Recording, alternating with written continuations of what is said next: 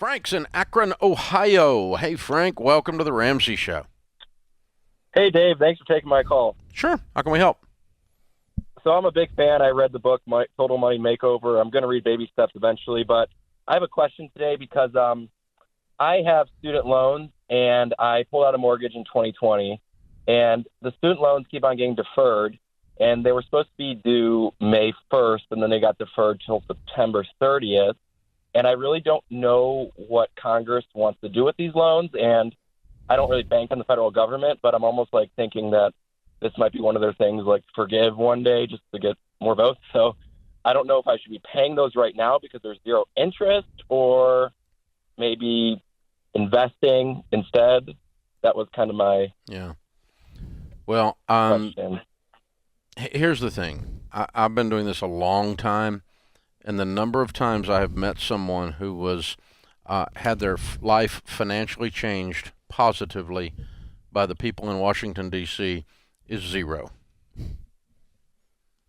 Mm-hmm. Okay? So if you're waiting on your life to be good because of something that they do with the Island of Misfit Toys up there, your life's always going to suck. Because you're always waiting on them to grow a brain, and they don't have a single brain between all of them put together up there. So it's not going to happen. Listen, the Democrats ran on the idea that they were going to forgive student loans. They're in control of the House, the Senate, and the White House, and they've not presented a single bill for student loan forgiveness. Don't you call BS at this point? I am. And so, no, they're not going to pay them off. They're not going to forgive them, not anytime soon anyway. And you need to get this stuff out of your life as soon as you possibly can. The tragedy is that all these interest payments have been delayed and then delayed and then delayed, and yet 6 out of 10 student loans have not made any payments during this time. Instead of taking advantage of the lack of interest and crushed it, they're sitting back and waiting on AOC to fix their life. And, honey, she ain't going to do it. So, no, you need to get this paid off as fast as you can. Anything to add to that? I've got an unpopular take on this, and it's this. I signed up. My wife and I had to pay off 6 figures of student loan debt. We signed up for a million different loans. But at the end of the day, I looked at somebody and looked them in the eye and shook their hand and said, if you will help me get through school, I'll pay you back. And so I always felt a moral obligation. Now, I know there's people who are tricked. I know there's people who are asked to sign stuff that they don't fully understand. Absolutely, I'm all about taking care of them. But for most of us, we signed our name on the piece of paper. We just didn't do the math. We didn't fully have a picture of what we were going to be asked to do over the next 20 or 30 years. And so I say, don't wait on the government. Do the right thing. You sign your name, pay the stupid things off, and let's get on about your life. Yeah. Use all these interest rate breaks. Just burn through the principal. It's a way to burn it up and get rid of it. Yeah. Instead of standing back and waiting on someone in the White House to fix your life, never do that on any subject.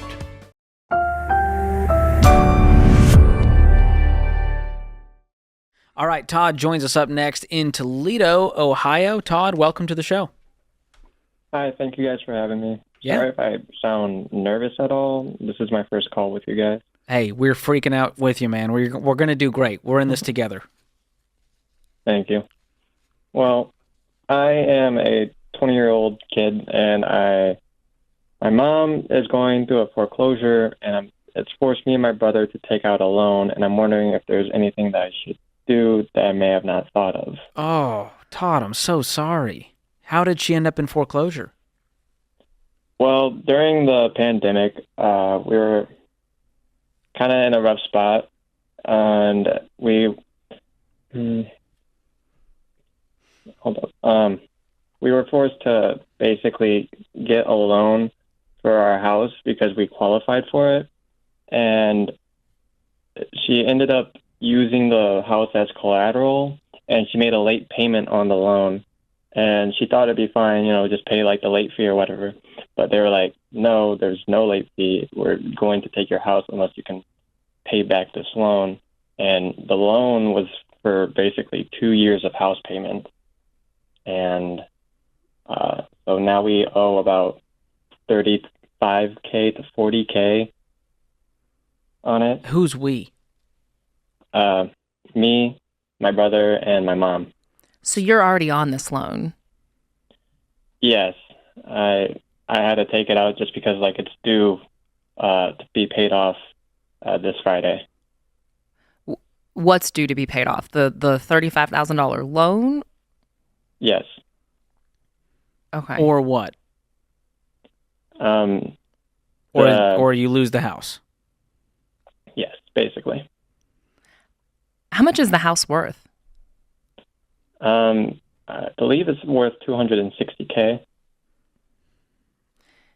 And so you said during the pandemic, you had to take out the loan and you had the opportunity to. Was that to afford your house payments?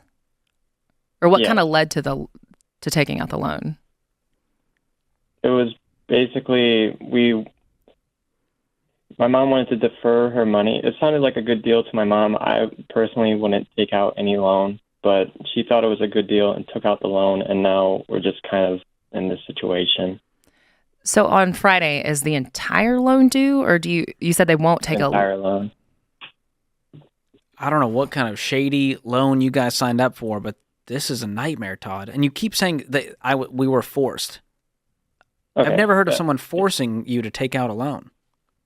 Okay, it wasn't like a loan shark kind of thing. It was through. Am I allowed to say the name? Sure. It was through Loan Care, and then it was some agency that my mom's been using forever. I don't know. I don't do Todd. Well, you're growing up fast for 20 because this is an adult decision you made to co-sign on this debt. I mean, it sounds like you guys are going to lose this house, and we're going to need to find some place to rent. I would get in touch with a real estate attorney to figure out what your rights are, if there's a way to save this thing. But, on a quick call, it's hard to dig into all these details. But, Todd, we didn't want to leave you hanging there. So let's get back to your situation here. So as I understand it, you guys are taking a personal loan out to cover this $35,000, $40,000 loan in order to save the house? Correct. Okay, and is that done? Yes, I took out a $8,000 loan, and I also have I have $6,000 in personal savings, and my brother had to take out $11K, and he had Do you have some money in savings? $14K and personal savings. Yes. And that covers the amount that you guys needed Yes. to cover And this loan care loan. Mm-hmm. Yes. And your mom, did she not qualify for something to cover it? Why is it you guys responsible for it? That's exactly right. Her credit score is shot, and she can't really get any more money than what's from her income. So what's the actual mortgage amount?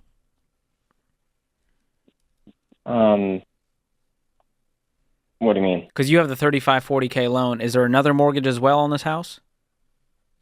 Yes. I don't know how much left is on it, but we've had this house for at least 15 years or so I'm assuming it's more than half paid off. Okay. And can your mom afford the payment? What is her income? She can't afford the payment. It was her income's about $60K a year. Okay. And what is this mortgage payment she needs to make every month? I believe it's about $1,500. Okay. And you both are living there, you and your brother? Yes. All right. So your question now becomes, hey, we're going to be able to keep the house. It's not going to get foreclosed on. We're going to pay this loan off in time to avoid foreclosure, correct? Mm-hmm.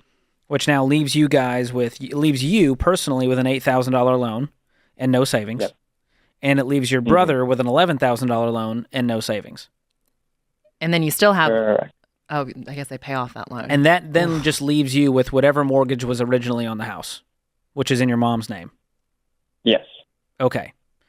So you're asking, what is the plan going forward for us to pay this off? Mm-hmm. All right. We can do that now. So what is your income? I make about $33,000 a year. Okay. My brother makes the same. Your brother makes the same? Mm-hmm. Okay. Well, your A1 is to get a $1,000 starter emergency fund. Both of you separately, $1,000 in the bank. Beyond that, we're going to be tackling these loans. Do you guys have any other debt? No. That's good news. And I assume mom has nothing in the bank? Not really, other than low liquidity stocks.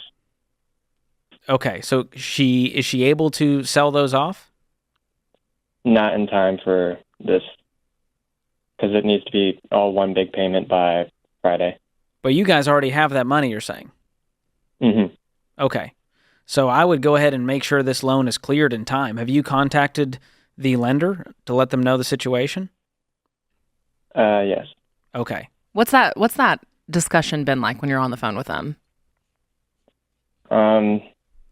Basically, what they said is I could probably be able to pay it off as within the year, because me and my brother made sure that we got a loan with no prepayment penalty.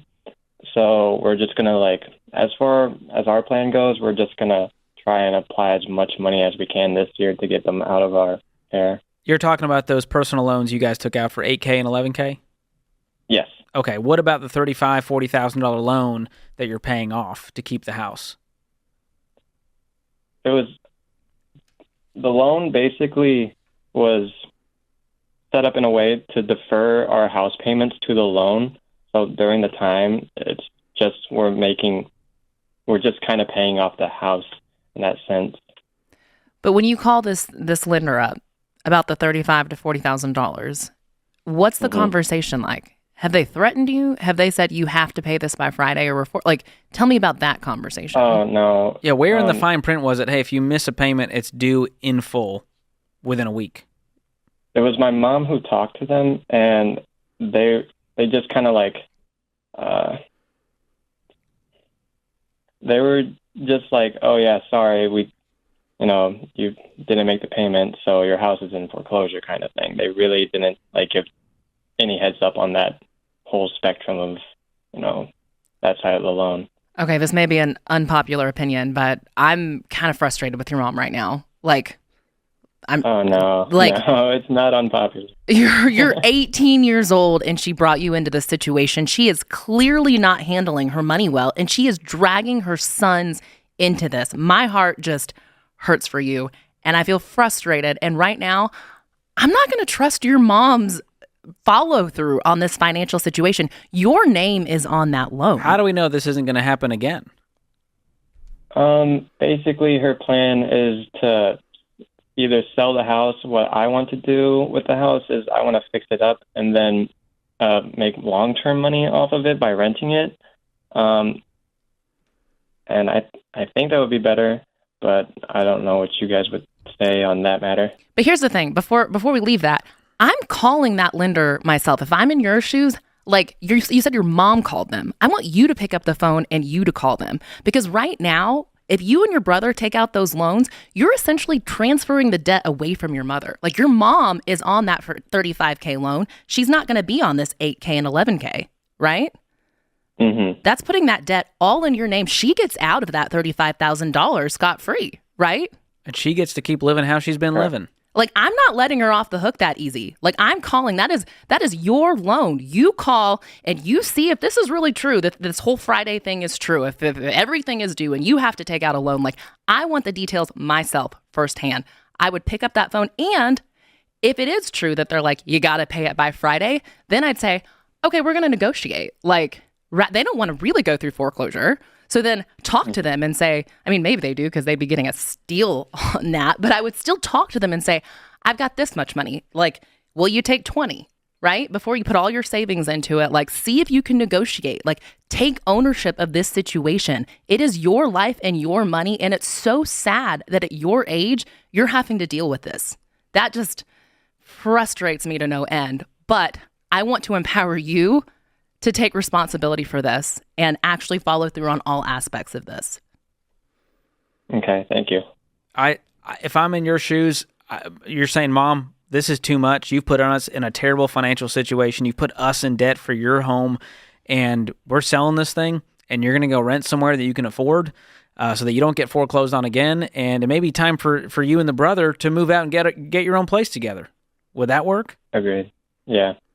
Because this is just a toxic situation, and my worry is she keeps taking advantage of you guys financially. Yeah. And I think it's so important too. Like, I'm all about honoring parents and respecting and all of that. And I know you probably do want a relationship going forward. And if that's the case, I'm also going to say, hey, Mom, we're going to sit down and take Financial Peace University. Like what you're doing with your life, how you're managing your money, the fact that you're in such a mess, like that's not okay. We need to sit down together and clean up this mess. Like it's not just going to be on me and my brother to deal with this. You got to sit down with us. Like we're going to get good with money, but so are you. Like I really want you to do this with us. Gotcha. Okay. Like I would say I'm pretty good with money personally because as far as a role model because you've goes had to for my grow up mom, fast.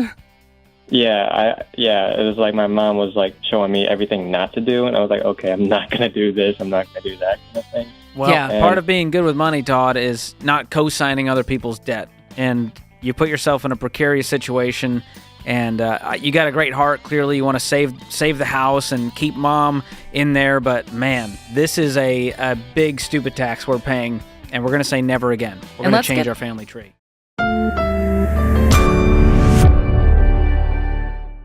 Brooke is in Claremont, Florida. Hey, Brooke, what's up? Hi, how are you? Good. How can we help? My question is, I have a 2021 Honda for lease. I actually just quit my job because I couldn't take it anymore, and Honda's the only one that can pay off my lease. I just don't know what to do. Obviously, I need a car. I don't know if I should finance something through Honda because they'll give me my payoff if I have them buy it. But I'm kind of stuck. I don't know what the best thing to do is. Wow. How much is your car payment? It's $678. Wow. I can't breathe. And you quit your job, so you have no income. I do. I got a serving job actually, so How old are you? 23? I'm 24. 24. Yeah. Almost like I've done this before. Wow. You got to be pretty scared right now, kiddo. I mean, I have my boyfriend. He's there for me. We've been dating for a while. We just bought a house, so I just know that my car. He just got a house? I mean, we got it together. I'm on the deed, but it's his house. Yeah. Not if you're on the deed, it's not. Well, yeah, so it's our house. Yeah, guess so. I guess you're in a partnership with somebody you're not married to. Okay. There's a lot here. So what I want you to do is go get a KBB, jump online to KBB and find out what this car is worth, not what the dealer says it's worth. Mm-hmm. And then I want you to find out from Honda what the early buyout on the lease is. The used car market has gone bonkers, and it's very possible you can get enough out of this car if you sold it to an individual to pay off the lease. Okay. That gets rid of the disastrous mess that is called your car. Your car deal, honey, is cray-cray. It's over-the-top nuts. And it was exposed when you quit your job, but it was already crazy before you quit your job. Yeah, what you're making in payments right now, you could save up in a few months and get a beater car to get you around. Yeah, go buy you a $1,000 car with cash, drive that for a month, then go buy a $2,000 car with cash, drive that for a month, then go buy a $3,000 car with cash, drive that for a month, then go buy a $5,000 car. You're going to be able to do that once you get working again, but you got to get to working and you got to get rid of this payment. And I don't even want to start on you about buying a house with somebody you're not married to. You have gotten yourself into a mess there also. It just remains to be seen. So get married, please. George, I feel a little bit like we didn't have enough time to address all of the things going on in that young lady's life. So I think three things stuck out immediately in the call. And for the rest of you listening out there, here's what our advice would be. Number one, never buy a house with someone you're not married to. Yes, that can create a whole slew of problems. But like she was saying, she's on the deed. And I don't know what her situation on the mortgage, but if this relationship doesn't work out, this is a nightmare and someone's getting kicked out of their home. Yeah, and they're also going to continue to own a home that they no longer live in and possibly be on the mortgage. And so basically what you've formed in legal terms is a general partnership, and you have no partnership documents. When you are married, there's a whole group of laws that surround your rights. To protect you. When you are two single people buying a house together, you are forming a general partnership, and if you don't have general partnership documents, there is nothing to dictate what happens. And so he beats the crap out of you and starts doing cocaine, kills your dog, and you run off into the distance. You're on a mortgage with him, and you own a house with him, and you can't do squat about it. You're stuck. Maybe it's not as severe as that. Maybe it's not as bizarre as that, but you are stuck. So if you're going to shack up, one of you buy the house, the other one be the one that's going to leave when this doesn't work. Okay? And you're free then, and they're free. But there's no mechanism like in a divorce. There's a mechanism that forces what happens with the ownership of the house, the disillusionment of the assets of the marital assets. But there is no mechanism for this unless you spend, $20,000 going into civil court and legal fees to get this disbanded. So it's just a nightmare. It's also a relational nightmare. It's also a lot of other things that are dumb. But in addition to that, you've just set yourself up in a financial, credit, and legal mess. Yeah. Okay? Number one. Number two, if you're upside down on a car, you owe more on it than it's worth, and you have a ridiculous car payment that you shouldn't have bought, and some life event occurs that tells you that, the way you get out of a lease is a lease has an early buyout. That is different than the total of all the payments. Okay, you can't just add up all your payments plus your residual value at the end. You call and get the early buyout because that is in effect, it's like getting an early payoff on your loan. When you pay a loan off 3 years early because you're selling it, you don't pay interest on all of those 3 years. And a lease doesn't technically have interest, but has cost of capital built in, and so it is a reduced amount when you pay it off early, an early buyout. So you need that number, it's your payoff figure, and you need what the car is worth. In today's weird world, for the first time in 30 years of doing this show, you might actually get more for the car than the early buyout is. Because of how used car market because the inflated prices on the cars. And so with her little Honda, let's say that little Honda sells for $38,000 and the early buyout is $36,000, then you could sell it to anyone for $38,000, but you have to give Honda the $36,000, which is the early buyout. You put $2 in your pocket in that case. Get you a beater car. If the early buyout is $36,000, you sell it for $34,000, you got to come up with $2,000 to pay the lease out so that the new buyer can get a clear title. You do not have to sell it to Honda. Yeah, you don't want to go only one option, which from a frying pan into a fire and go finance another car if you're getting out of a mess. You go get a beater, a garage sale car that has a horrible color and is mechanically reliable, and you pay $750 for it at a garage sale. And it's a 1974 Ford. Okay, but it drives perfectly, and you're not going to keep this car. You're going to give it a name, and you're going to tell your grandchildren what you used to do. Back in the day, back in 22, I drove a car that was bird egg blue. We called it Old Blue. You'll be telling your grandbabies this someday, and this is the kind of car you need to buy when you're getting out of this mess. Number three, don't quit your job unless you have another one lined up. Yeah, she's relying on the boyfriend at this point. Now you're really trapped. You got Honda around your neck, you got him around your neck, you got a mortgage around your neck, and you're going to get in panic mode. And just like we were talking about before we picked up the call with her, as soon as I get desperate, I get stupid. So I want you, listen, unless you're being harassed physically or asked to do something criminal, I just couldn't take it anymore. That's not no, you don't quit. Suck it up, Buttercup, and stick it out 2 more weeks for your I can't take it anymore, and go get you another job doing something before you just walk out cold. Yeah.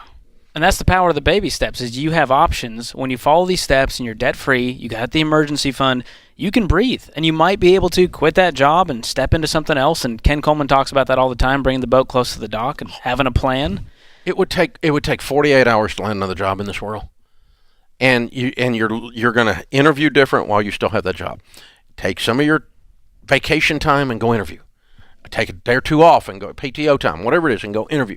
Go get something else landed. So Proverbs says, "He who is impulsive exalts folly." Folly. I have been impulsive, and I have exalted folly.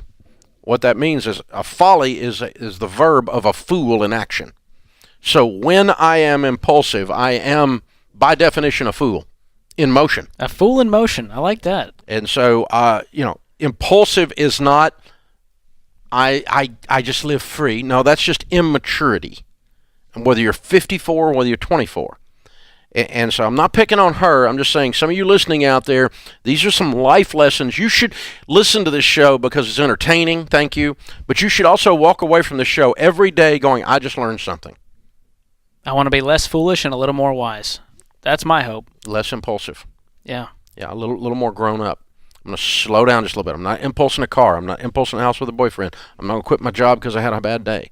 Just calm your butt down. I mean, really. This is just, I feel so sad for her. She's just got a mess on her hands. And I'm not picking on her, y'all, because I was a lot worse than her when I was 24. A lot worse. That's not the point. The point is, if we're going to listen to this stuff, we need to get what are the nuanced lessons out of this rather than just be aghast at how bad the situation is.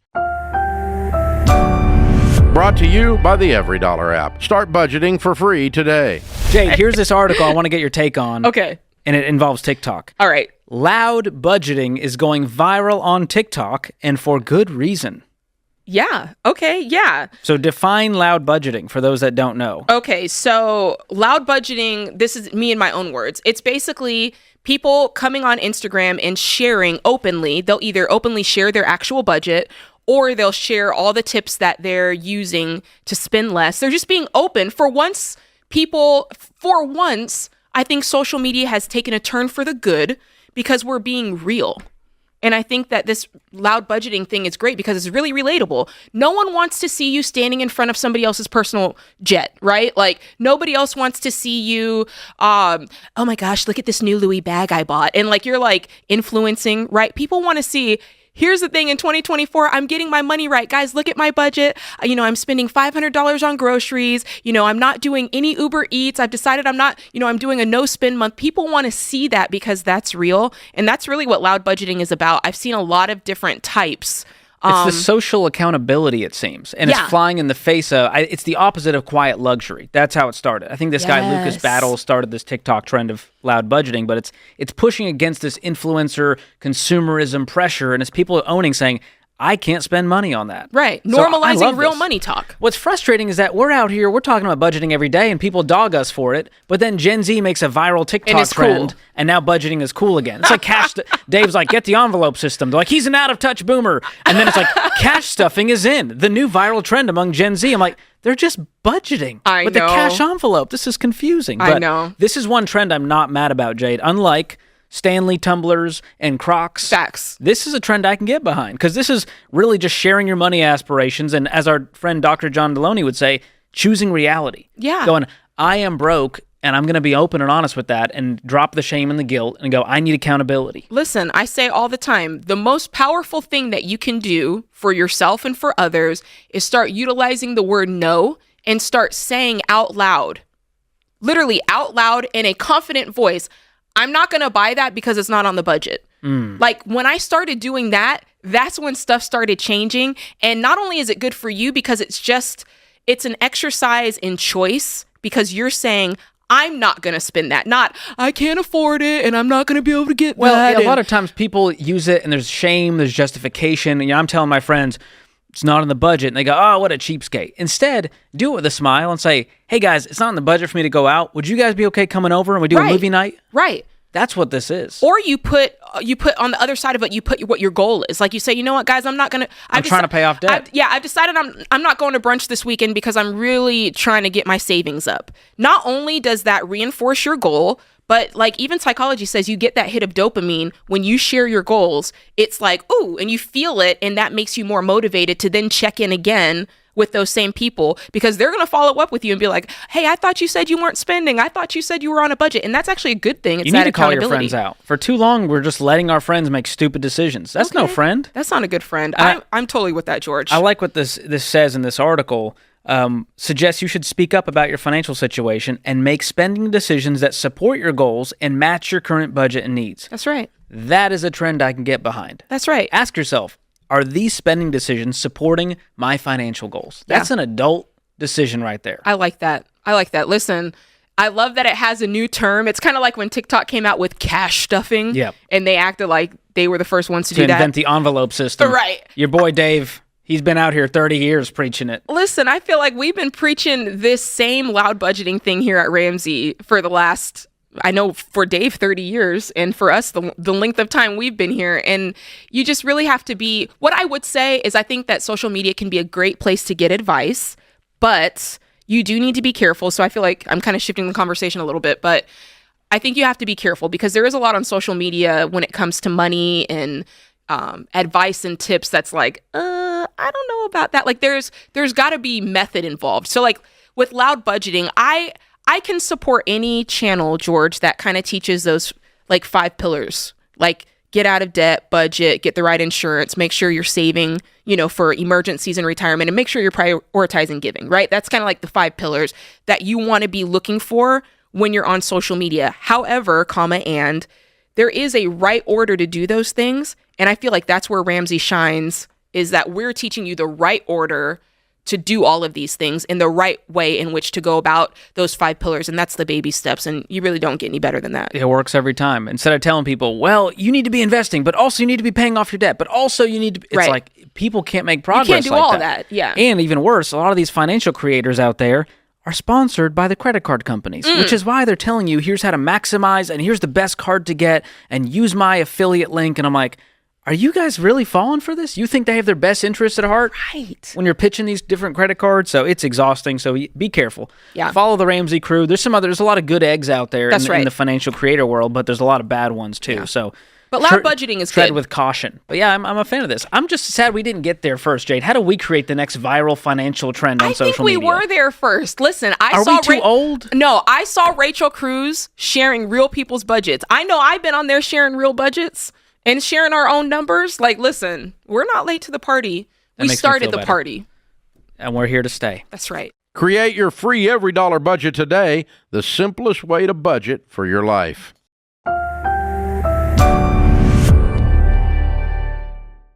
Mary is with us in Toronto, Canada. Hi, Mary. Welcome to the Ramsey Show.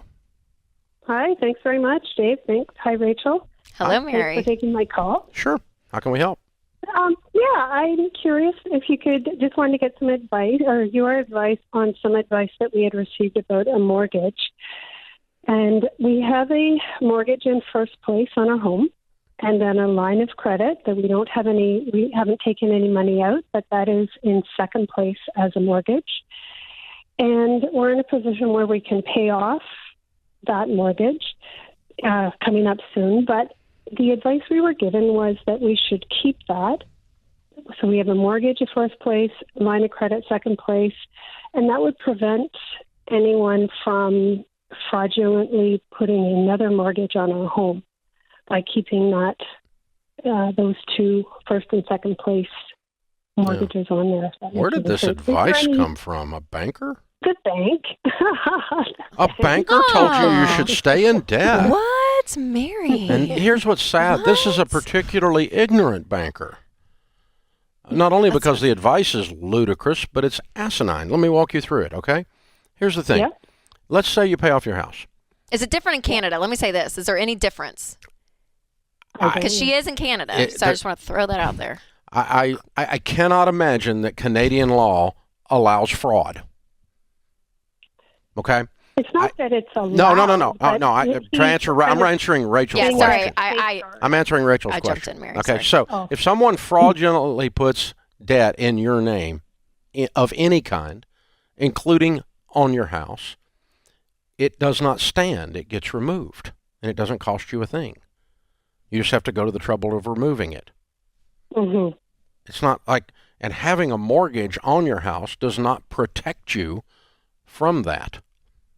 They could still put. Attractive was his point. Do what? It makes it less attractive for somebody to pick us as a victim. Well, guess what? Mortgage fraud is not rampant in the U.S. or in Canada. It is the most difficult kind of fraud to actually accomplish for a crook. It's a lot easier to steal someone's identity and open up a credit card, like light years easier to open up a credit card in your name than to do this. And so here's what you ought to do on the basis of this moron's logic. You should go deeply in debt and stay deeply in debt all through your life, because then you're less attractive to identity thieves. That's how ridiculous this is, So no, absolutely not. And by the way, don't ask the fox about the hen house. I'm going to ask a banker if I should stay in debt. That's like asking a dog if it's hungry. Oh, my God. 100% of the time you should stay in debt. It's what I live for, is to put people in debt and keep them in debt. That's what Mr. Banker says. Oh, my gosh. Yeah, no, darling, no. It's amazing how they just play on the fear. Yeah. Do you know what I mean? Like that's the interesting part. But I mean, that's the best you got? That's the best? I mean, it would have been the argument that you keep your money and put it in an investment that makes more than your mortgage interest rate is at least logical in the argument's sake. Yes. This one is not even, this one's like fantasy screwed up stuff. I mean, no. The number of paid for homes that get a mortgage placed on them fraudulently is approaching zero. It is a very, very, very small thing. And if you're concerned about that type of thing, you should have identity theft protection anyway. All of you have. In the States, we would send you to Xander Insurance. I'm not sure they issue it in Canada, but I can't keep up with what Canada does and doesn't do. No, but the only reason I didn't know if we were going to get into like mortgage law or like very specifics, that are different. Fraud is fraud. Yeah, and that's so right. if folks, if someone signs your name, without a power of attorney to anything, and they put your name in debt, you are not liable for that. There's 0 times that you're liable for that debt. Yeah.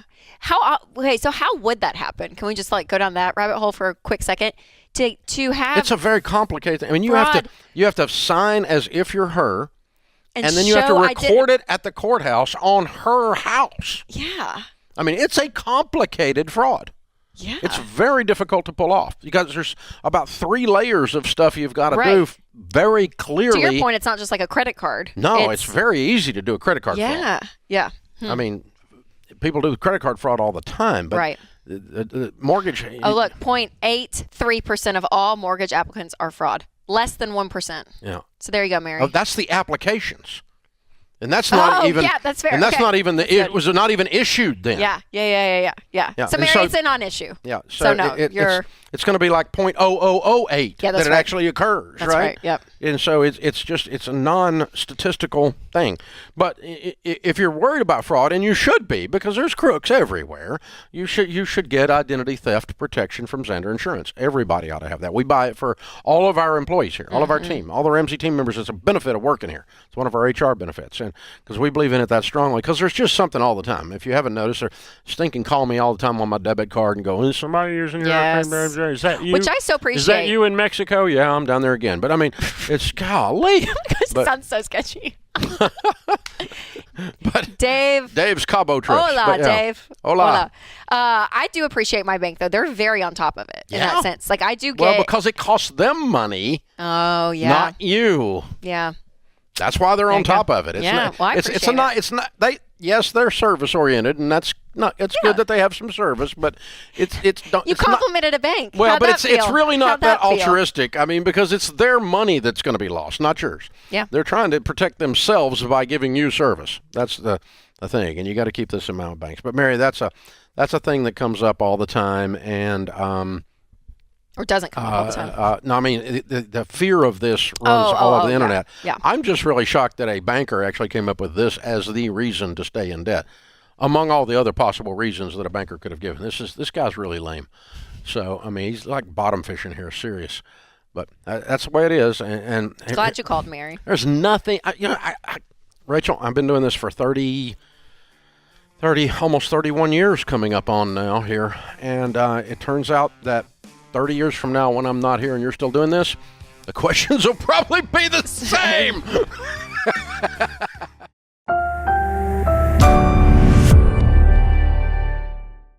Today's question comes from Haley in Virginia.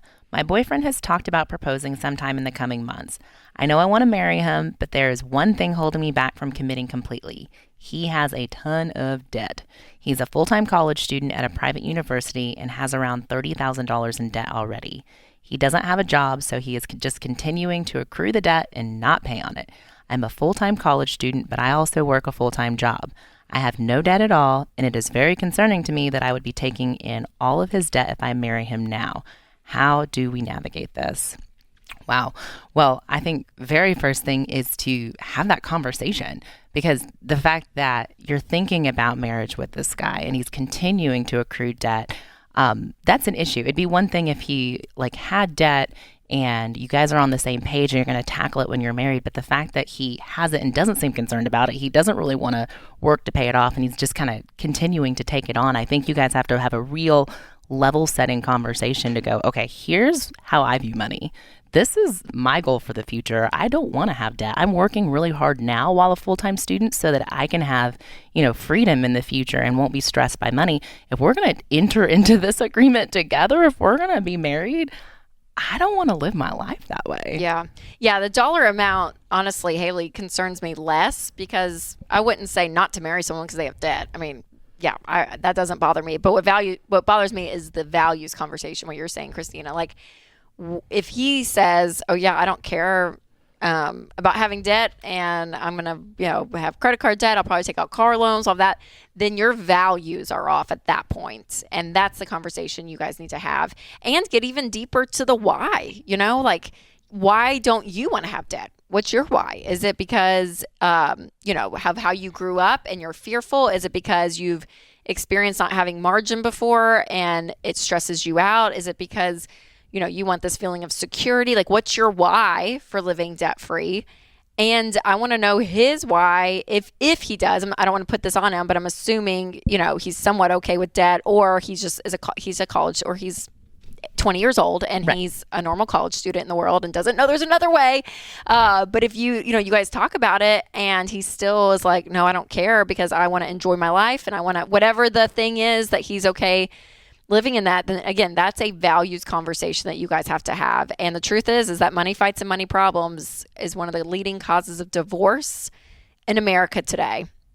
I had a friend, and I remember he was like, yeah, if the number one reason people died in your neighborhood was because of bears, people would be reading about bears. They'd be freaked out about bears. There'd be meetings about bears. Everyone would be talking about bears. And it's like, how do we avoid the bears? How do we get them away? The strategies? I mean, right? You'd be freaked out. And so when you hear one of the leading causes of divorce, when you're entering a marriage, you should be like, okay, what do we do about this? It should be an on fire. So I feel that urgency from you, Haley, which I'm so thankful to hear that, because it is a big deal, but also it's less about the dollar amount of, I mean, if Winston Cruz back in the day had $200,000 in debt, but he said, never again, we're not doing it, I would still marry him, and we'd have a road to climb to get out together as a married couple, because I'd still marry him. I love him, But I think it's important, if he says, so you have this values conversation and he says, okay, I'm willing to change. I didn't realize that taking out student loans wasn't something I should do. I want to get on board, have a great financial future. I think after that, before you get married, it's good to see evidence of change. That it's not just a conversation where he's like, yeah, and then the next semester he takes out another $15,000 in debt, especially right. at this phase you're in, where there's a very obvious outcome in terms of, is he going to take on more debt or not? Pay attention to that, because I mean, if he really wants to marry you and he's excited to marry you, we don't want him to just say he's compromising or say something so that you get across the marriage line, and then he doesn't actually change. So I think you have an opportunity to also see, once you have that conversation, how he proceeds. Yep. Some evidence in it. Yeah, but great question, Haley. Al is in Orlando. Hey, Al, how are you? I'm doing well, sir. How are you? Better than I deserve. What's up? So I just started your program, and I'm on baby step 2, and I have an issue. I make about $120,000 a year, but I have about $125,000 in debt. Whew. And I have a vehicle that is a $910 payment a month. My question is, how do I get out of this? What can I do?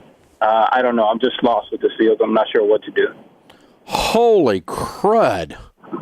$910? What are you driving, dude?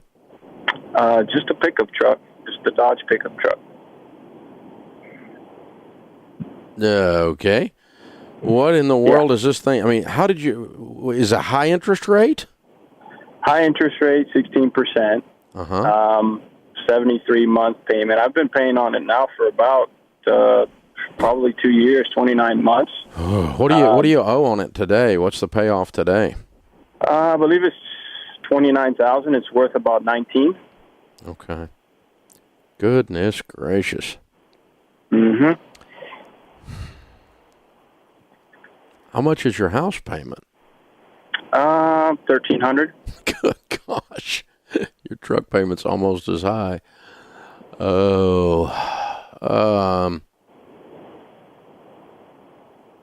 Yeah, I mean, if I'm in your shoes, I'm waking up. Don't you wake up and every time you get in this thing and start the key on it, you wish it would explode?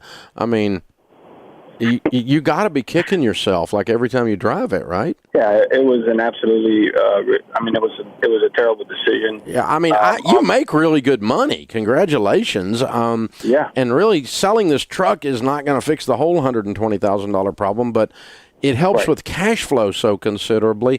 And I got to be honest with you, if I'm in your shoes, I've done a lot of stupid stuff, Al. I mean, I've done stupid with steroids. I know what it looks like, okay? And so when I do something stupid, I don't like to be reminded of it every day. Yes, sir. Does that make sense? I've got to, if Dave was in there, I'd be selling it just so I didn't have to remind me of it every day.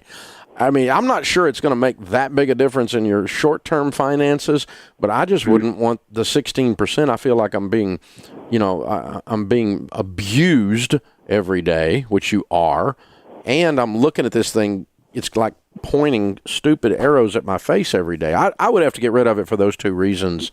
It helps also with the money because the $910 is going to clear a lot of debt for you a month. That's $1,000 a month towards your other stuff if we can get you out of this. So what I'm going to do is run over with the credit union. Your credit's obviously trashed, and see if you can talk them into borrowing the difference. Where's the loan?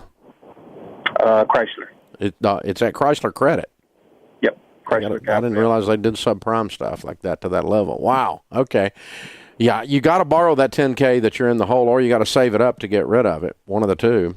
So you can get the thing sold. Where'd you get the $19,000 value? What is that? Just Kelley Blue Book. Is that retail or wholesale? That was if I sell to a private sale. user, Okay, yeah, that's probably your real value then. And you probably rolled some negative into this too, didn't you? I think it was about $2,000. Yeah, $3,000 in it. That makes sense. All right. Yeah, if I can find the money to cover the difference that you're in the hole, if I'm in your shoes, I'm getting rid of it because I don't want the reminder, I don't want the 16%, and I need the $900 to clear my debt. It's not like it clears all. It's only 20% of your debt, so it's not doesn't really fix your debt problem short term, but it does do those three things, and so I am dumping it because it's just the whole deal's just absurd. Wow. I'm so sorry you're facing this. Ouch. Ouch, ouch, ouch. Thanks for calling in. Hey guys, thanks for watching. If you enjoyed this video, click the subscribe button to get the latest content and check out these other great clips from the show.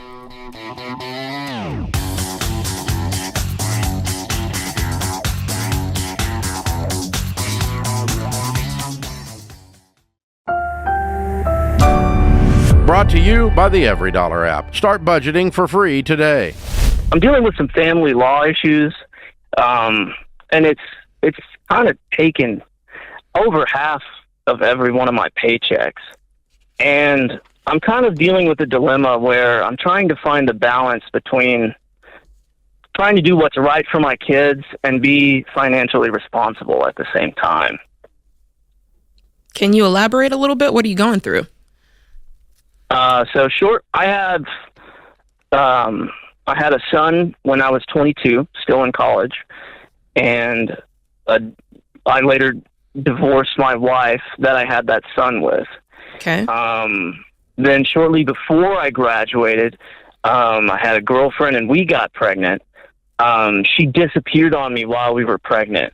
Okay. And shortly after right before, as I was about to graduate, every month I was having to spend several $100s towards attorney's fees to get, to try to find her?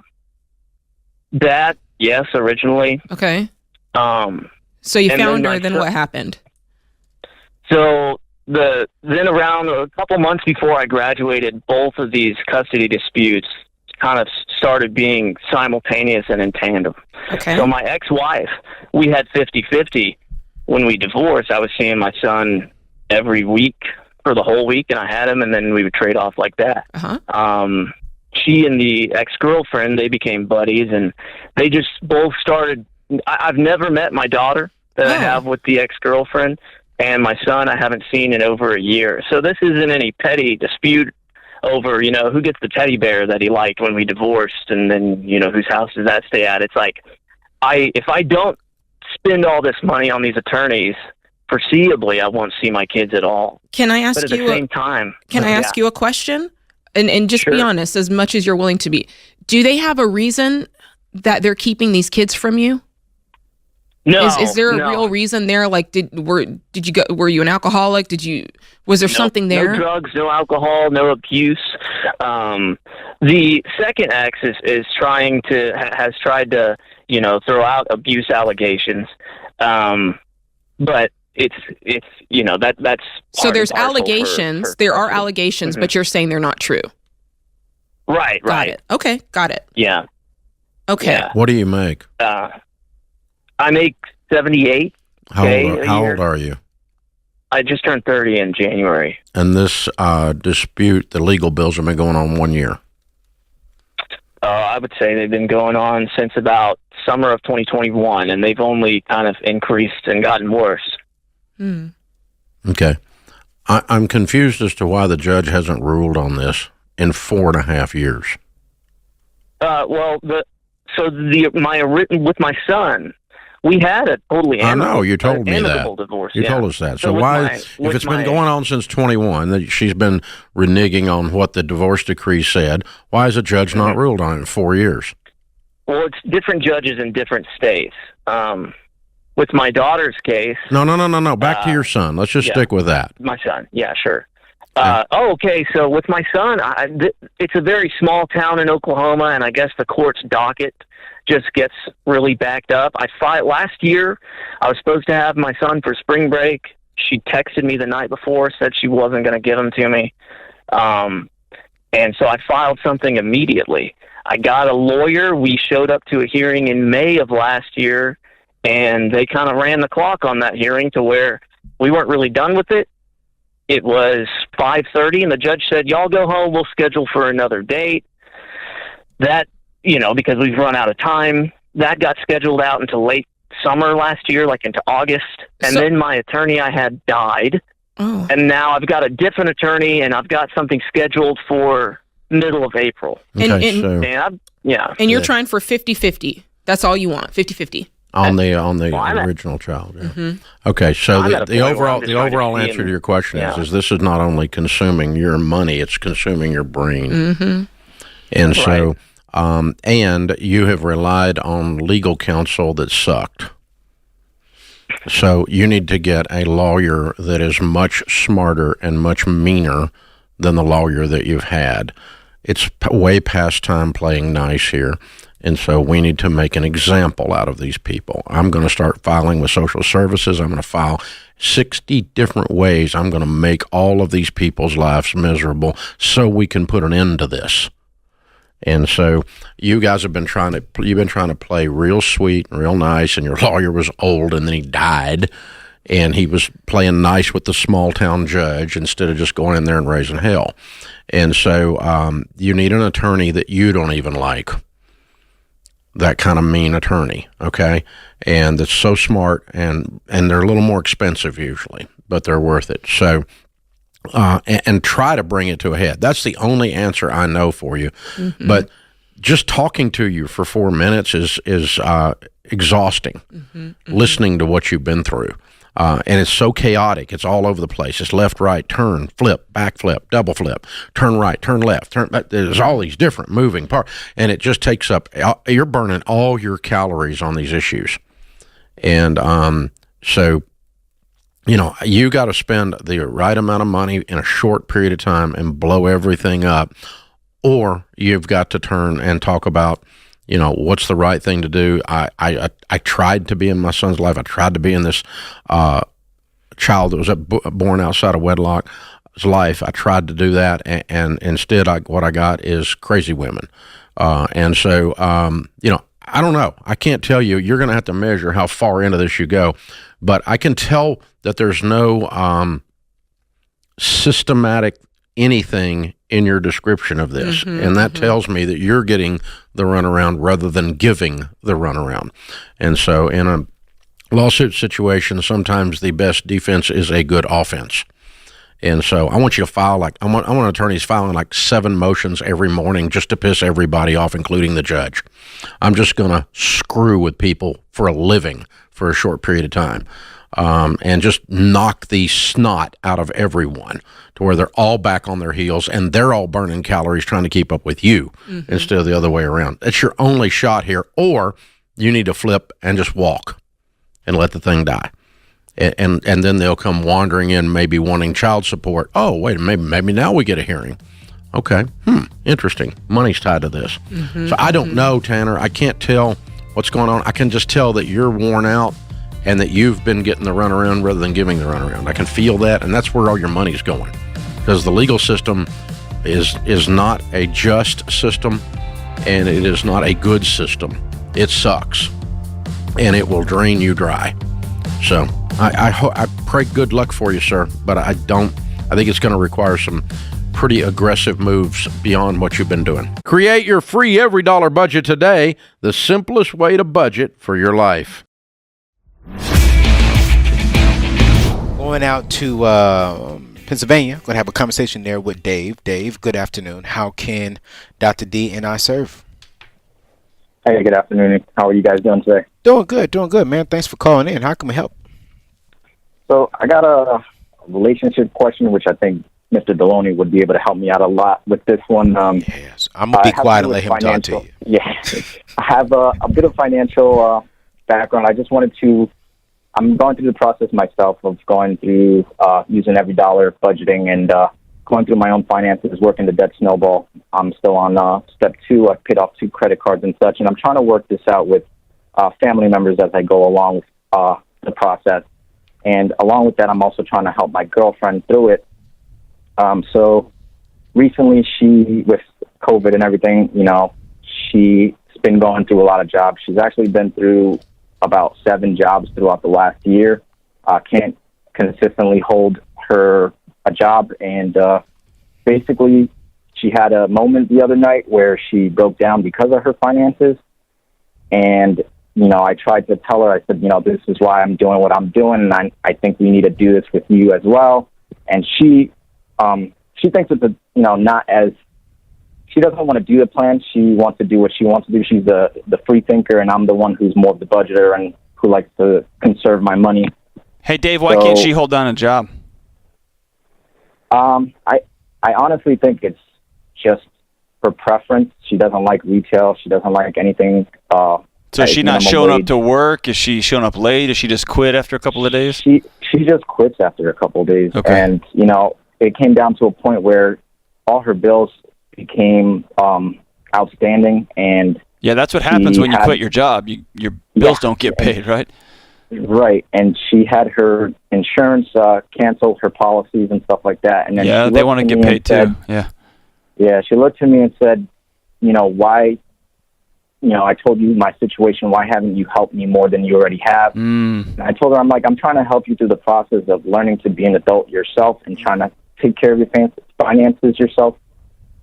She didn't like that answer. She was like, why didn't you help me pay through these things while, I was going through troubles? But to me, I felt like the fact that it was her choice to not continue working through her jobs and stuff like that, that it shouldn't be an obligation for me to pay her bills. And she sees otherwise. So what? Man, there's a lot here. We could spend a couple of weeks with this one. What's your question? Should I have done more to help her through this time when she was going to go be delinquent in her finances and stuff, even though I'm still working through my process myself as well? Yeah, Dave, so here's the deal. The answer you gave her is the answer a dad gives a child. You are not her father, and your job is to be her boyfriend, man.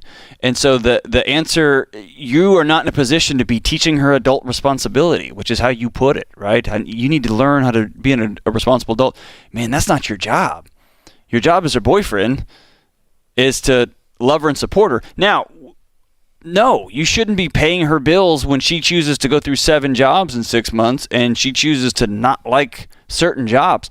The reality is, if Dave fired me today, my bills still need to be paid at the end of the month.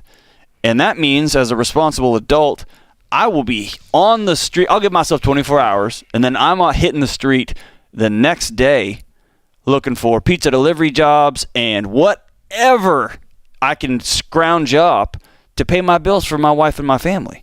And my wife is probably going to hit the street too and go find a job. Right? Because that's what responsible adults do when things fall apart. So no, your job is not to quote unquote support her by paying her bills or stepping in when she quits another job and another job and another job. The reality is, man, this sounds like a messy situation. It sounds like a situation that's she's got bigger fish to fry than the work thing. She's got things on her heart. She's got things that she needs to go meet with somebody about. And the reality is, dude, you can't solve these problems. I always fall back on this idea that people are not puzzles to be solved. They are people to be with, right? And so if your girlfriend is looking for you to fix her, man, she's not a machine. If she is looking for you to solve her, she's not a puzzle, right? And so you need to step back and say, is this the person I want to be with for a while? Is this the person that I want to continue to move forward and closer with in a relationship? And if so, man, y'all need some professional counseling. Y'all need some relationship care. And she needs to, man, to be honest with you, to grow up and face the real world, which means she's got to go get a job. She's got to hold the job, especially during a pandemic. If she finds work, she's got to crank it out. And she probably needs to go sit with somebody, with a professional counselor, with a pastor, with a mentor who will be honest with her, because she's got some stuff she's got to work through, brother, and that's not your baggage to carry. You know, Dave, I want to say this. No, you're. Oh, Dave. I thought you were calling me Dave Ramsey. Okay, Dave from Pennsylvania. Yeah. Gotcha. No, yeah, Dave, I like your heart. Let me say that. I believe that your heart is in a good place. I hope you listen to the wisdom of what John just gave you. I don't want you to lose your heart. I don't want you to lose your heart to want to help your loved one. Save that for your spouse. For a girlfriend, be the man. Lead by an example. If she's upset with you because you weren't willing to pay her bills, that's fine. Give her the door that she can exit. Okay? If she wants to leave because you won't pay her bills, then that was never your situation at all. If she stays, tell her, listen, we're going to both grow together. We're going to become good stewards with our money. I'm not paying your bills, you're not paying my bills, and we're going to grow together to one day hopefully be married. But if you're looking for a man to pay your bills, go get you a boy in a grown man's body, because a real man doesn't pay his girlfriend's bills. A real man protects and waits until he is married to provide for the family. But a boy would try to impress a girl. So, I love your heart. Keep that heart. Keep your mind, but save that for your spouse. Brought to you by Zander Insurance. Compare rates from top term life insurance companies in seconds at Zander.com.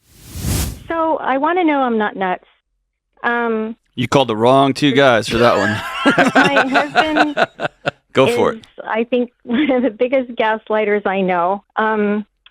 And so, there was a few years ago, I was started questioning because he came up, our 20th anniversary was 3 years ago. And he had withdrawn, we have a joint checking, and then my checking. So we see both. So we see what's going in and out and whatever.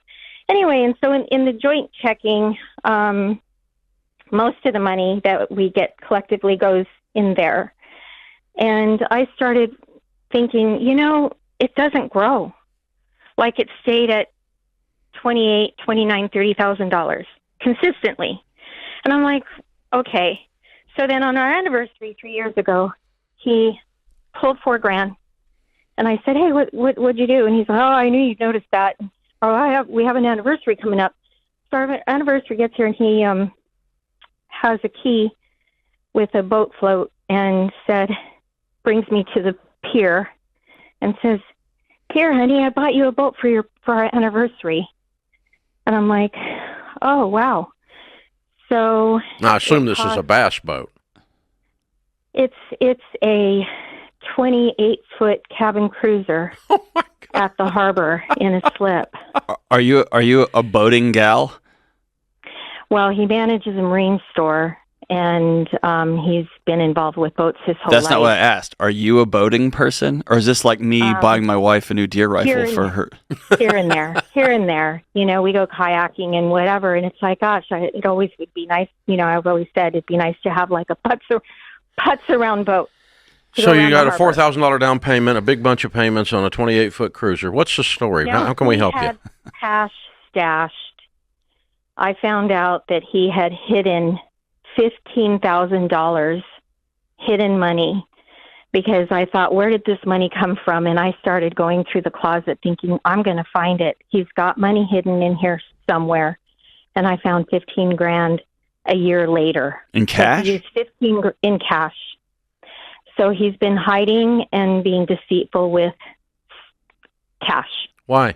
And I don't know. What'd you ask him? him. I confronted him finally, and I said, what the heck's going on? So he said, I thought I was doing something good. I put money away. And I'm like, but in you the need to hide closet? it. In the closet, in a pouch that was very well hidden, but I found it. And okay, but the big issue here is you don't believe his answer.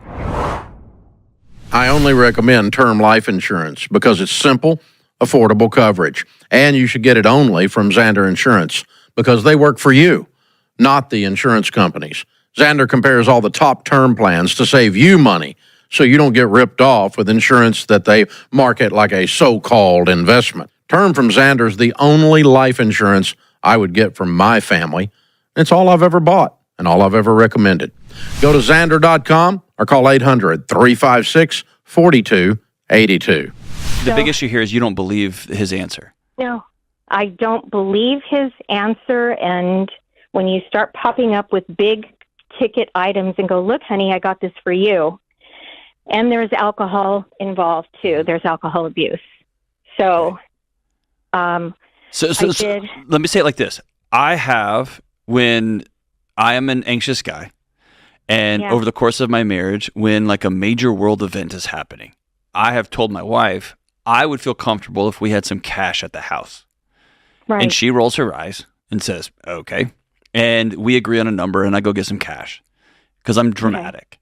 But the key there is I told her. I didn't hide it. You told her. Thank you. And so why is he deceitful with you? What's the problem? Why is he doing that? I have no idea. Yeah, you do. You do. You do. You have some idea. Well, he has told me in the past that you like to spend money. And I'm like, I help my daughter or I help my mom and dad. I don't go buy. I am not a clothes and boutique and purse and but do you talk to him about those purchases? Or are you both doing the same thing behind closed doors? Yeah. No. Not behind closed doors. Okay. I'll come up with whatever, and it's like, yeah, I got this. And he's like, great, honey. Okay. Or whatever, and that's fine. Or my dad broke his back. I'm going to send them a mattress so that it's good for his back because they can't afford $2,000 for a Tempur-Pedic, whatever. And he's like, go ahead and do that. Okay. And whatnot. So there's justification that I can do this, but I tell you what I'm doing, and you're not being honest and truthful. If you're hiding liquor and you're hiding money, I don't believe you at all. Yes, you're right to do that. Thank you. But if you, I guess the challenge for you I would have is if you go to him and say, my dad broke his back, so I'm going to do this with our money, instead of saying, I would love to honor my old man. You get what I'm saying? But other than that, yes. I don't know. Dave, what do you think? I mean, yeah, if he's stealing thousands of dollars and hiding them, the bigger deal is you don't trust him. If my wife found $15,000 in cash, she would have questions, obviously, but her first default setting wouldn't be, you're preparing to run away or you have a problem with addiction. She would think, hey, you need to go see a counselor because you're spinning out on me again. But it would not, but your default is to, I don't trust this guy and he's doing something nefarious, which like me and Dave both said, other things are going on, right? Right. Then what makes you not trust yourself? Do you not want to deal with what you know to be true? No, it's we have a tumultuous relationship anyway. You're kidding. Yeah. I'm so shocked. Is he planning an exit strategy here? But the thing that really bothers me is that $65,000 of that is for caretaking for my son that has Down syndrome. And when I met my husband, my son was 15. $65,000 of what? My son's. No, I mean, wait a minute. I had $15,000 in the closet and I had a cabin cruiser. Now I'm at 65 grand. What happened? I just got lost. Yeah, where's that money? $65,000 a year goes into our account. So on a monthly basis, divide that up, but it's $65,000 total a year that goes into our joint checking that he keeps pulling money out of and but you hiding. don't need $65,000 to care for a Down syndrome child. No, we don't. Okay. No, so we don't. you're being melodramatic. You brought the kid in as a flag wave here. All you've got is a husband. You and him are not in agreement on where the freaking money's going. He feels nagged about the alcohol. He feels nagged about, and he thinks you spend too much, and so he squirreled money away. So you guys need to sit down with a good marriage counselor and decide if you're going to go forward. If you're going to go forward, and I think you should, then what you're going to do is you're going to quit all these side deals, both of you. Right. You're going to have one freaking account, and both of you are going to do one budget, and you're both going to be in agreement on everything that goes out of this house. And there's there's no coming out of the closet with 15 grand in your hand, and there's no buying boats. Surprise, honey, look what I bought that I wanted and called it your anniversary gift. It's a bold move, man. There's no I have to protect everything from you because you're deceitful. You guys got to get on a basis of trust here, and the trust is going to come from transparency and working together, and both of you have a vote. And that's going to come in a marriage counselor's office. If you don't do that, you're probably divorced within a year. Amen. If anyone depends on your income, you need affordable term life. Never cash value insurance. Visit Xander.com today for quotes.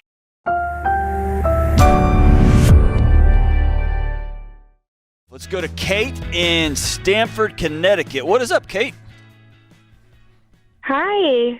Good afternoon. Thanks for taking. How we doing? I'm very well. How are you? I'm good. What's up? How can we help? Okay. In the last couple of months, it has come to light that there's been some pretty significant financial infidelity from my husband, who got involved in day trading and has subsequently lost about $150,000. Whoa. I know. It's a giant pill to swallow, and one that I'm just honestly still in shock about. Wow. I still can't believe it. I just can't believe it. So this is a combination of about $105,000 in personal loans and about 42-ish in credit card debt. All of this was within the last, maybe 6-7 months. It happened very quickly, and honestly, it's all just come out now.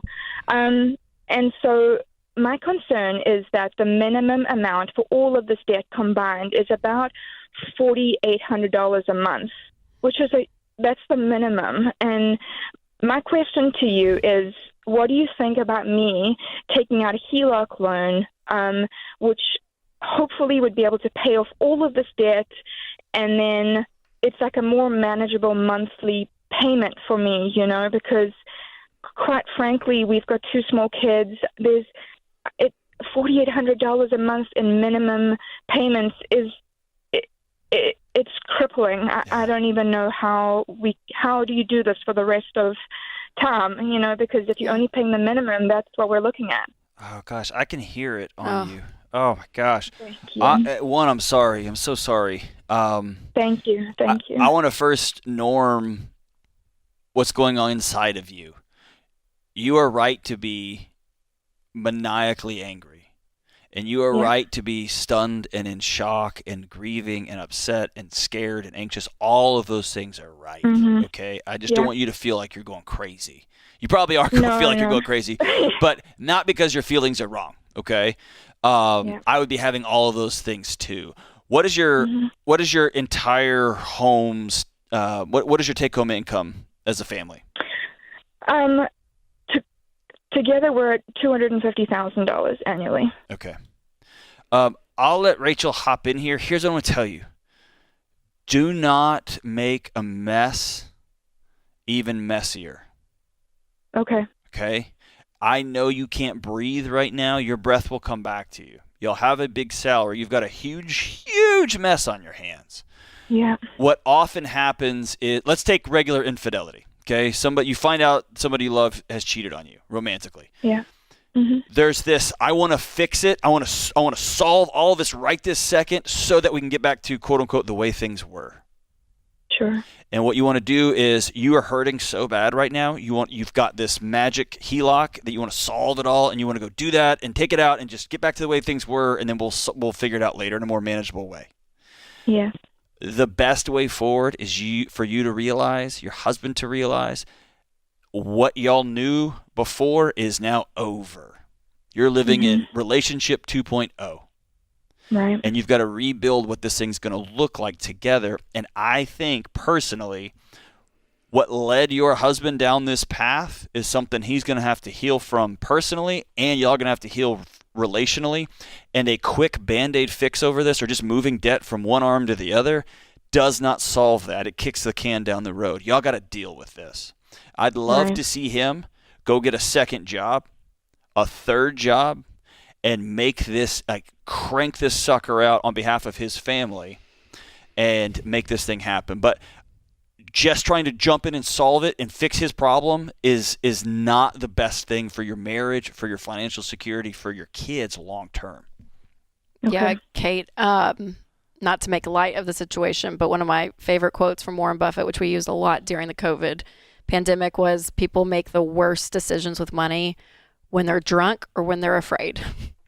And you are that second. And so the fear that I hear from you, which I get, I have 3 little kids, and if that bomb was dropped on me, you can't breathe. You can't. I mean, the fear of knowing how are we going to pay our bills? How am I going to get food on the table? I feel this complete whiplash in a marriage sense from my husband, the secret that I had no clue. So you're dealing with that on one side, and then the tactical nuts and bolts of being a mom with kids and trying to figure out, how am I going to do this? So I'm so sorry. I hurt so much for you. But I don't want you to make a bad financial decision because you're in fear.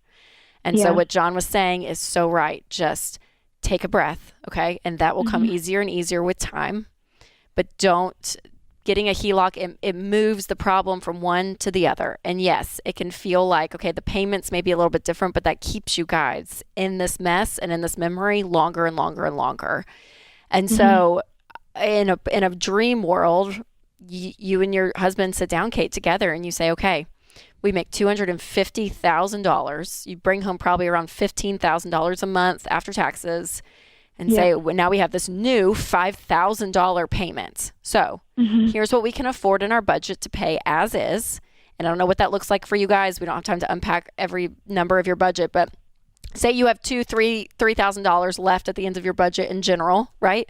And then you're like, okay, we got to make up whatever the difference is. Is it another $2,000 you got to make up? And then I want you to add on more to that, because like you were saying, just paying the minimum payment, you're going to be paying interest and all of this stuff. It just keeps going and going. And so how can you attack it? And so I want you guys to run numbers together, get a spreadsheet out, get a calculator out, and just say, okay, scenario 1, you take an extra job and you're going to make X amount per month. Here's how quickly, timeline-wise, we can pay this debt off. We can pay it off in 3 years and 2 months.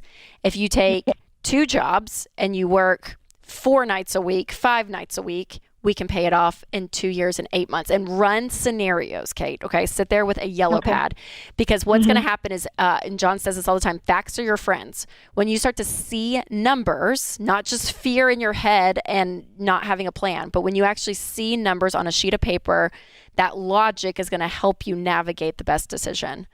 And, and man, you guys have a hard 3 to 4 years ahead of you, Kate. You do. And that is the unfortunate part of marriage, that when you are in a unified relationship, it is now your debt, even though it was his decision that he went down this road. And so the anger is real and justified, all of it. So I don't want you to shy away from those things, because that is very real, and that's going to be part of your healing process towards him.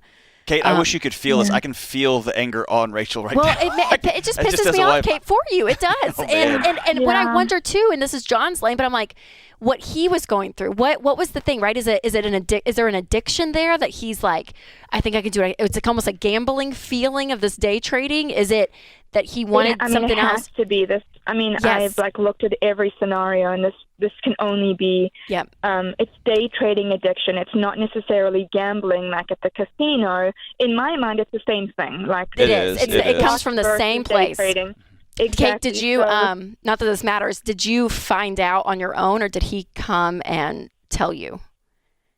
To be honest with you, I just had this feeling something wasn't right, and I just looked at him. I said, tell me right now what's happening. And he just broke down, and he only told me a little bit at a time. It wasn't that bad, and then a little bit more, and then honestly, just in the last few weeks did the extent of this come out. So I am in a deer in headlights right now. I mean, he's not day trading anymore, and I have direct deposit. His paycheck comes right to me, so there is no more money to.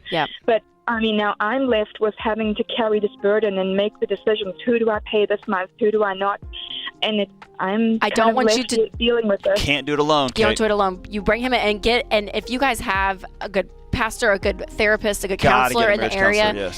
Do that, Kate, and hold on the line. We're going to give you guys Financial Peace University, and it's not going to be the silver bullet in this situation, but I hope at least getting on the same page with common money, language, and that you guys have the same shared goal and same vision is going to be really important. So Austin will pick up and give that to you guys for a year. But I'm so sorry, Kate. I'm so sorry. I'm sick to my stomach. Oh. Don't do anything for six months. Just hang in there.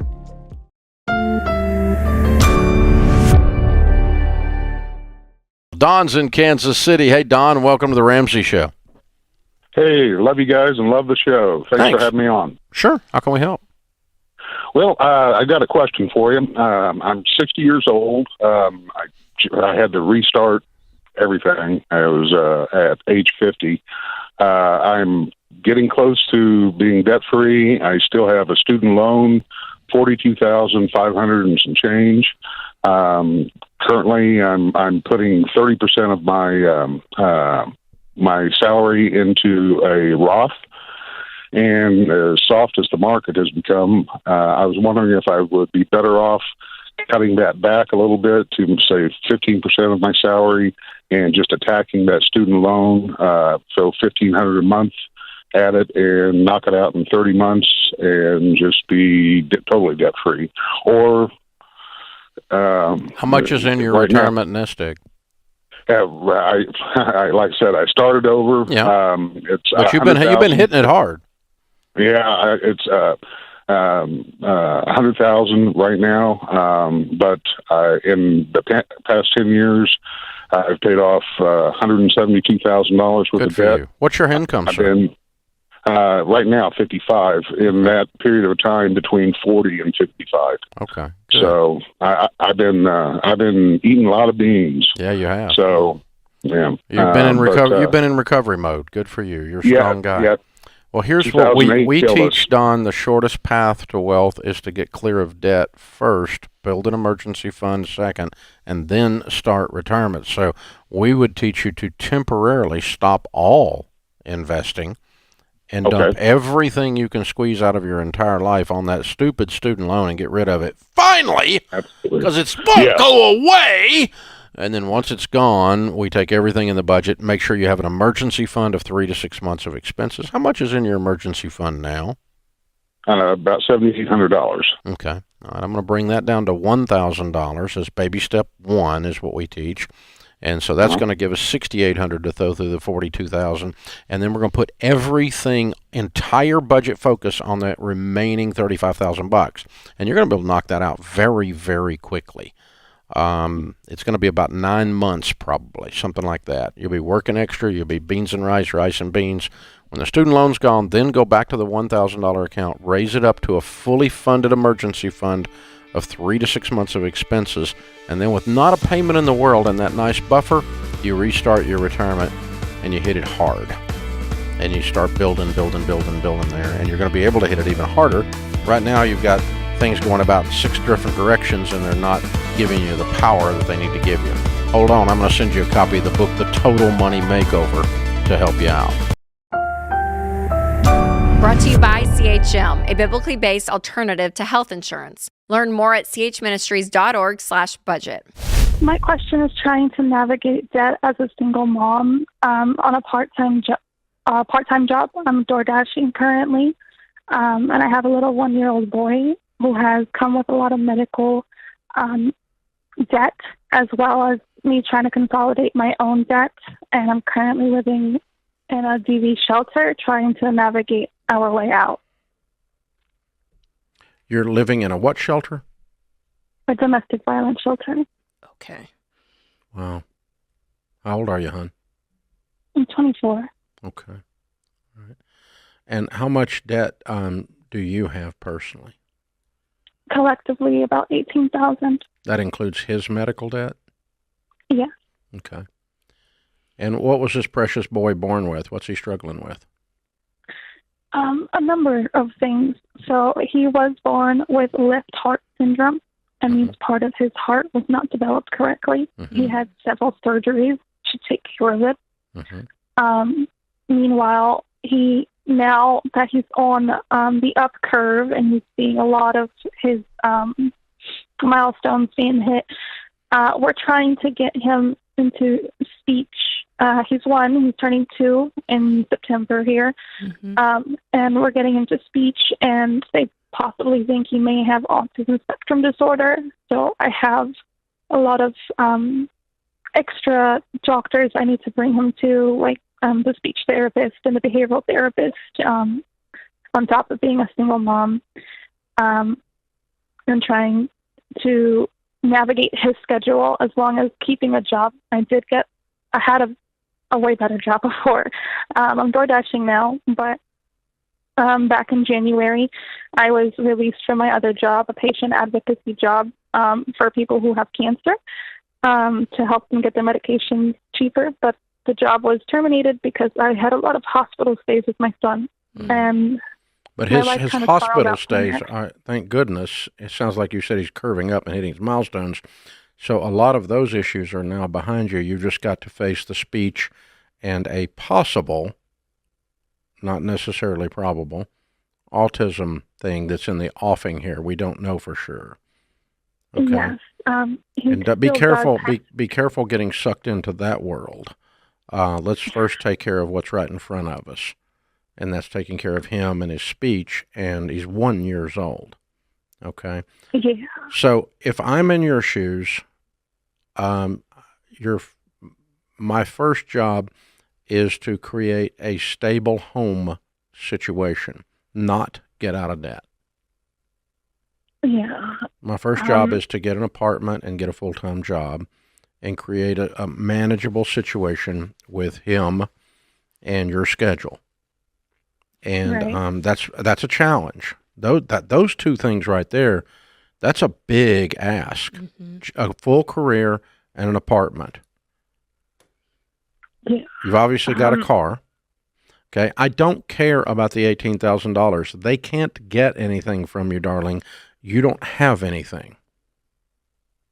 Exactly. You're safe right now. My car. No, they're not going to get your car. Your car is. Did you say repo your car? Yeah, I'm about $1,000 behind in Okay, payment. they will do that. Okay, we've got to get that current. But we've got to get the car current and get it paid off and get you in an apartment, and that's going to require more income and a stable thing. Do you have family in the area that's trustworthy? not trustworthy. They're helping me. My mom is helping me a bit, but it's more of a catch-22 situation. She's having him while I DoorDash through the day, but she also at the same point is starting him in daycare that is it's an expensive area, so it's hard for me to manage because she's also working. So she takes overnight while I'm door dashing, and I'm putting him through daycare during the day. And it's about $175 a week on top of a $264 car payment that I pay every 2 weeks. Yeah, that's not helpful. And so we haven't got any help. We haven't got any help yet. I'm still trying to get you some help. Okay. Are you plugged into a good church there? No. Okay. All right. We're going to hook you up with some pastors and some church congregations in the area that we know and see if we can get some folks to come around you and walk with you while you're doing this, because you've got to have some support right now. And your support, because you obviously don't need to return to the situation you've escaped from. That's completely in the rearview mirror. Say, I promise. Yeah. Yeah, the situation is in your rearview mirror. You're never going back. Say, I promise, Dave. I promise, Dave. Okay. Trust me. All right. That boy does not receive to see that. That boy and you do not deserve that. That's why you're in this shelter, okay? And so you are a warrior, and you've lost a few battles, and you're going to keep fighting, princess. You're a warrior princess. You're going to do this. I got faith in you, and we're going to put some people around you to help you. I'm also going to get one of our Ramsey coaches that are financial coaches to help you as well. But your deal is, don't worry about the debt. We do need to worry about the $1,000 on the car. We got to get that straightened out, and I'm going to help you with that, okay? We're going to get the coaches to help you work that out, and we're going to get you with a church and see if maybe they'll catch your car up, okay, and help you get into an apartment and bring some people around you to love you well. And so we're going to put some community around you, and we're going to put a coach in your corner. We're going to pay for all of it. It doesn't cost you a thing, okay? And then, because you've got to get a full-time gig going for your long-term future. Yeah, I know it's hard. I know it's hard to see that right now, but you've got to have some money, and DoorDash doesn't cut it. And you got to get it, and that'll get you out of the shelter and get you into an apartment, get the car caught up. See, if you were in an apartment with food on the table and the lights and the water were paid and the car was current and you had a schedule set up for your son, you would have a real life. Agreed? Agreed. Only then do we worry about this debt. First, we take care of you and the boy. Yeah, it's like I said, it's been a catch-22 for quite a bit. No, yeah, you're stuck. You're stuck between a rock and a hard place. That's where you are. So you got to have some help to get unstuck. And we're going to help you, okay? Thank you so much. All right.